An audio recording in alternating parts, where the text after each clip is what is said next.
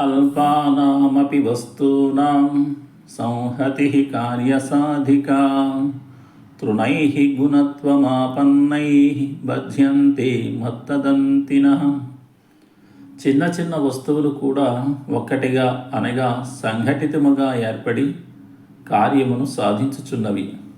కొన్ని గడ్డి పరకలు కలిసి వెంటి అనగా తాడుగా ఏర్పడి మగపు టేనుగును బంధించుచున్నవి కదా. విడివిడిగా ఉన్నప్పుడు పెద్దగా ఏమీ చేయలేని వారు కూడా ఏకోన్ముఖంగా సంఘటితులై పనిచేసినప్పుడు అసాధ్యమైన కార్యములను కూడా సుసాధ్యం చేయగలరు. సాధారణ వ్యక్తులే అసాధారణ కార్యమును నిర్వహించగలరు.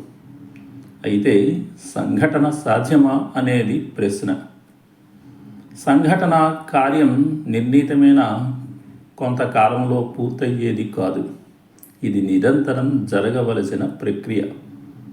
సంఘటన కార్యం పెరిగితే దుష్ట శక్తులు అణగారిపోతాయి. అందుకే సంఘటన చెయ్యాలి. ఇది సాధ్యమే అని సంఘ కార్యం ద్వారా నిరూపితమవుతుంది.